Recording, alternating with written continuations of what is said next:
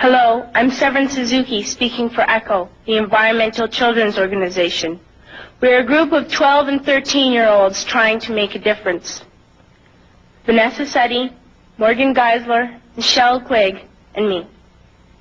We've raised all the money to come here ourselves, to come 5,000 miles to tell you adults you must change your ways. Coming up here today, I have no hidden agenda. I am fighting for my future. Losing my future is not like losing an election or a few points on the stock market. I am here to speak for all generations to come. I am here to speak on behalf of the starving children around the world whose cries go unheard. I am here to speak for the countless animals dying across this planet because they have nowhere left to go. I am afraid to go out in the sun now because of the holes in our ozone.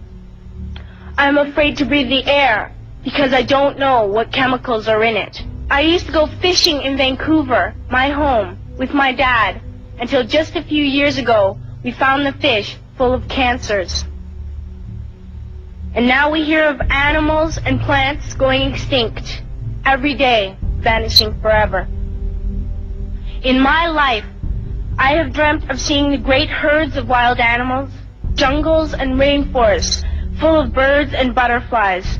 But now I wonder if they will even exist for my children to see. Did you have to worry of these things when you were my age? All this is happening before our eyes, and yet we act as if we have all the time we want and all the solutions. I'm only a child, and I don't have all the solutions. I want you to realize, neither do you. You don't know how to fix the holes in our ozone layer. You don't know how to bring the salmon back up in a dead stream. You don't know how to bring back an animal now extinct. And you can't bring back the forest that once grew where there is now a desert. If you don't know how to fix it, please stop breaking it.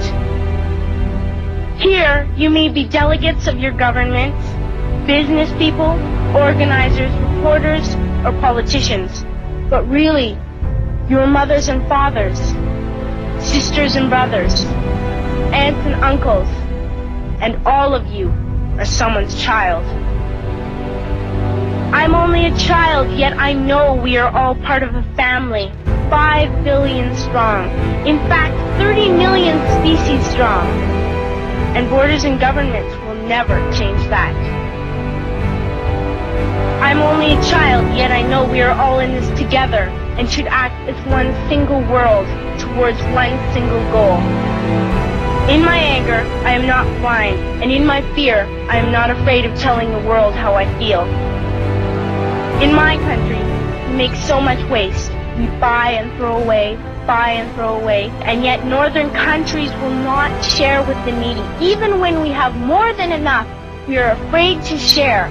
We are afraid to let go of some of our wealth. In Canada, we live the privileged life, with plenty of food, water, and shelter. We have watches, bicycles, computers, and television sets. The list could go on for 2 days.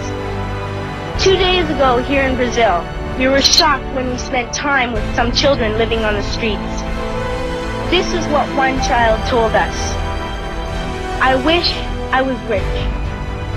And if I were, I would give all the street children food, clothes, medicines, shelter, and love and affection. If a child on the streets who has nothing is willing to share, why are we who have everything still so greedy? I can't stop thinking that these are children my own age, that it makes a tremendous difference where you are born. That I could be one of those children living in the favelas of Rio. I could be a child starving in Somalia, or a victim of war in the Middle East, or a beggar in India. I am only a child, yet I know if all the money spent on war was spent on finding environmental answers, ending poverty, and finding treaties, what a wonderful place this earth would be.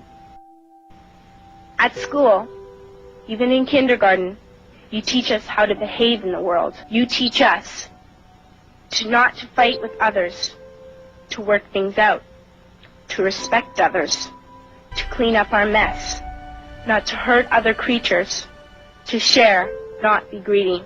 Then why do you go out, do the things you tell us not to do?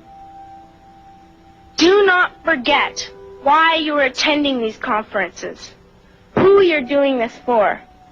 We are your own children. You are deciding what kind of a world we are growing up in. Parents should be able to comfort their children by saying, everything's going to be all right. It's not the end of the world.